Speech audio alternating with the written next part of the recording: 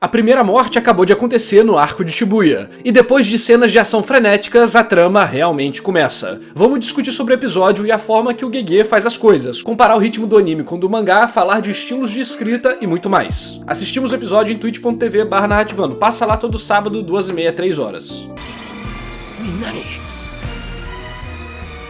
É tipo fugir, né? Legal a transição da luz pro cabelo pra menina. Cara, a broca, mano. Tá, isso é Gurren Lagann completamente. Pra quem não sabe, os animes têm essa cor esquisita durante algumas batalhas muito luminosas, porque quando teve o episódio do Pikachu com Porygon, lá no início de Pokémon, teve umas luzes fortes brilhando em vermelho e azul, e muitas crianças tiveram crise de epilepsia ou outros problemas, foram levadas para o hospital. Foram mais de 150 crianças. É uma parada assim. Pra cada Pokémon, uma criança foi levada. E aí, desde então, as luzes em animes são reduzidas. E aí, só no Blu-ray que eles deixam a luz do jeito que é pra ser. Como não amar? Como não amar? Mano, vocês teriam coragem de ir uns eventos assim? Tipo, tem em Nova York, em Tóquio, tem tipo Halloween na rua, que é como se fosse um carnaval colossal, todo mundo de fantasia. Direto tem filme, série que usa isso como local de crime, né? Que é todo mundo fantasiado, e aí tem as caras meio esquisitos, você não sabe se é fantasia, se é realidade, né? É muito louco isso. Tem alguns filmes de terror e de investigação policial que usam esses momentos pra esse tipo de coisa. Então, mas eu acho que chega a ser pior do que carnaval, porque tá todo mundo fantasiado mesmo, com o rosto tapado, e isso pode ser um pouco mais claustrofóbico, de certa forma, sei lá, meio bizarro. Abre espaço pra coisa de filme de terror, sabe? E, tipo, nesse momento a cidade não funciona direito, você não consegue ir pra nenhum lugar, carro não passa, você tem que ir andando pelos lugares, dá merda. Lá na Coreia aconteceu isso, né? Mais de 200 pessoas morreram, eu acho, que aconteceu o amontoamento de pessoas. As pessoas morreram umas caindo em cima das outras. Que era uma rua que era levemente inclinada, e aí começaram um cair em cima do outro e morreu um monte de gente, cara. Isso foi logo depois da pandemia, depois procura aí, na Coreia do Sul. Era tipo uma festa, era tipo um carnaval, um Halloween da vida, assim, sabe? Numa pequena ruela que conectava duas avenidas. E um monte de gente morreu porque uns foram caindo em cima dos outros e criou uma pirâmide de pessoas. E todo mundo que tava embaixo morreu. É legal que no mangá, né, eu não lembro se a transição disso, tipo, o anúncio acontece no final de um capítulo e aí o próximo capítulo começa de algum tempo atrás. No anime eles fizeram isso sendo na propaganda. Só que fica meio esquisito, né? Mostra o negócio no futuro, aí passa a propaganda, volta pro passado. Não parece que tem um tempo pra fazer jus ao que foi mostrado antes da propaganda, né? No mangá, no fim do capítulo, né? Sim, a luta do Mekamaru aconteceu tem 10 dias antes. O GG pula isso, fala foda-se, não vou desenvolver nada, vamos pra porrada. É o que os otakus modernos gostam, né? Eu pessoalmente gostaria que fosse desenvolvido alguns outros elementos antes de chegar nessa parte. Vamos lá, iniciozinho bacana da luta do Mekamaru contra o Mahito. O Mahito é um personagem muito versátil, né? Os poderes dele são bem esquisitos, ele consegue fazer muita coisa diferente. Se ele quiser, ele não é pego por ninguém, ele vira uma baratinha e vai embora, sabe? Um mosquito e vai embora. Pronto. Luta legal, o episódio foi bacaninha, lutas muito boas no início, e o finalzinho ali foi ok, não tem muito a se reclamar, tem umas exposições básicas pro espectador e tal. Eu acho que é uma pena o seguinte, né? Igual eu comentei no meu vídeo analisando tudo que eu tinha lido de Jujutsu, que até o jogo do abate, o GG é tão frenético, mas tão frenético, que ele deixa passar algumas coisas que tem potencial pra ser muito legais, né? Tipo, o que aconteceu nesses 10 dias até começar a situação, eles descobrem que o Mekamaru era o traidor e que ele morreu, entendeu? Eu acho que são coisas que dava pra construir um drama legal pra potencializar algumas relações entre os personagens. Sim, Shibuya tem mais da morte dele, mas eu tô falando até antes de começar o arco. Eu entendo que o GG foi pro espetáculo, pra explosão, e não é errado, só que eu acho que isso é algo constante na obra dele que pode atrapalhar a leitura de algumas pessoas. E muita coisa rápida e deixada de lado. Então tem a morte de uma personagem aí, que é uma certa polêmica, tem gente que não acredita que rolou até hoje. Tem algumas cenas, momentos ou explicações que não tem talvez um cuidado maior na hora de estender aquilo pro tamanho correto. Você troca tudo isso por velocidade e funciona. A velocidade tem que tomar cuidado, né, Eduardo, senão vira um hater de Jujutsu. E funciona no mangá. O ritmo é muito frenético, a leitura é constante, você fica viciado. Então, o que funcionou.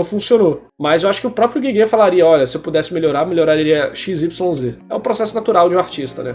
São os maiores críticos da própria obra, é o artista. Eu imagino que tem algumas partes que o GG podia dar um foco foquinho a mais para desenvolver melhor algumas âncoras do espectador com o mundo, com os personagens e com as relações deles, para transformar certos momentos em coisas mais interessantes. Porque, por exemplo, a partir daqui é explicação utilitarista para a obra, basicamente. E tem que ter. Mas se a gente já tivesse um pouco de construção até esse momento, mas eu não tô querendo dizer que é melhor do que o Gege fez, não, tá? Só uma alternativa para vocês entenderem o que eu tô falando. De dar uma apresentada nesses personagens e o clima fosse sendo construído até chegar ao momento de Shibuya, você já ficaria tipo, ih, os cara pica tão lá, esse cara tá lá, e como é que vai ser e tal. Aqui eles falam tudo direto, tipo, o cara fala, os velhos decidiram isso e aquilo, e o cara tá aqui, vai acontecer isso, isso, isso. Funciona, mas não é a forma mais elegante de todas, entendeu? Ele vai compensar por explosões, mas às vezes é legal ter a calmaria antes da tempestade, entendeu? É só random porque exatamente a gente não conhece eles, cara. Se a gente conhecesse os caras mesmo, se a gente conhecesse melhor esse cara aqui do casaco, o Zenin, que a gente vai conhecer mais dele depois, né?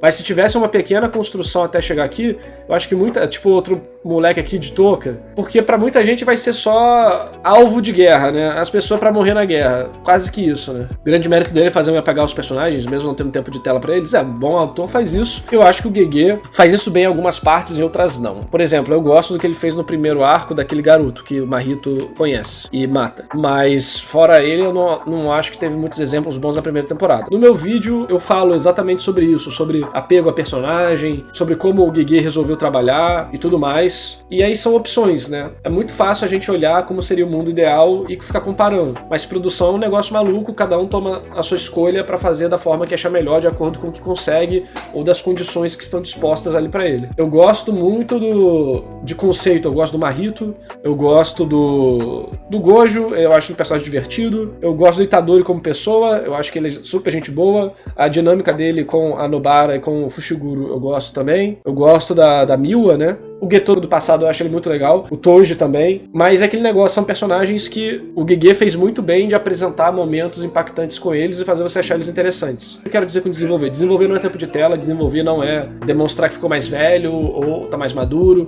Desenvolvimento de personagem que eu quero falar é ver as verdades e mentiras internas deles se manifestando e entrando em conflito com o resto das coisas. Isso não acontece constantemente, mas ele nos entrega outras coisas muito legais, porque por mais que o personagem não se desenvolva, ele nos dá situações de mudança e intensidade. Situação de mudança precisa ser necessariamente do personagem, pode ser mudança do ambiente, pode ser mudança de perspectiva, de luta e tal. Não mudou a essência, não mudou a verdade narrativa, a mentira narrativa, mas nos deu movimento, né? História sobre movimento. Isso não seria um arco de personagem? O arco de personagem é quando acontece a mudança, né? O que eu tô falando aqui é do conflito da verdade e da mentira, com o mundo e com eles mesmos. Não precisa ter o arco em si, mas você vê que aquilo tá acontecendo. O arco não precisa rolar, mas até porque, pensa em uma história longa, como One Piece, por exemplo, ou Naruto, não tem como fazer um arco constante durante cada capítulo da história. Não tem como fazer uma progressão linear até o final. Então você tem capítulos que, por mais que o personagem não execute o arco dele, os dramas do arco dele estão acontecendo em relação à verdade, mentira, essas coisas. E aí ele sofre ou impacta alguma coisa, ou tem algum dilema, ou tem algum questionamento, ou tem... Enfim, isso, o leitor sente isso e o personagem não necessariamente muda naquele ponto. Mas você vê que o capítulo foi interessante porque teve esse tipo de desenvolvimento de cena, né? É como se fosse botando vários bloquinhos para fazer a pirâmide, né? E aí no final da pirâmide é o momento que acontece um momento importante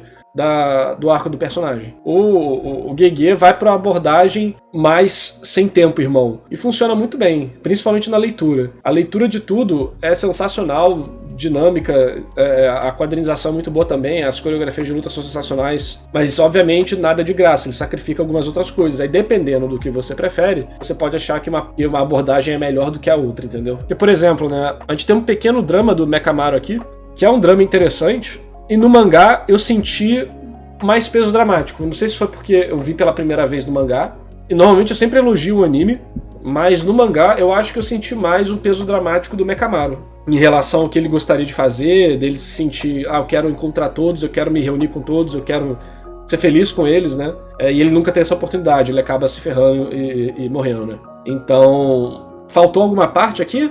Eu perguntei se faltou, vocês falaram que não? No mangá, eu me senti mais emocionalmente abalado do que no anime. No anime eu não senti nada. No mangá, eu fiquei, putz, cara, coitado, entendeu?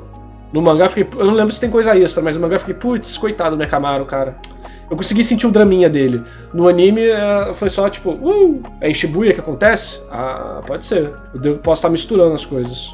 Posso estar confundindo, Legacy. Posso sim. Faz muito tempo que eu li. Mas de qualquer forma, o anime não adaptou as coisas de forma ruim. A luta principalmente ficou bem interessante. Algumas partes um pouco confusas, devido à mudança de cor e coisas do tipo, da luz, né? Pra não dar epilepsia nas crianças. Vamos ver como é que vai ficar no Blu-ray.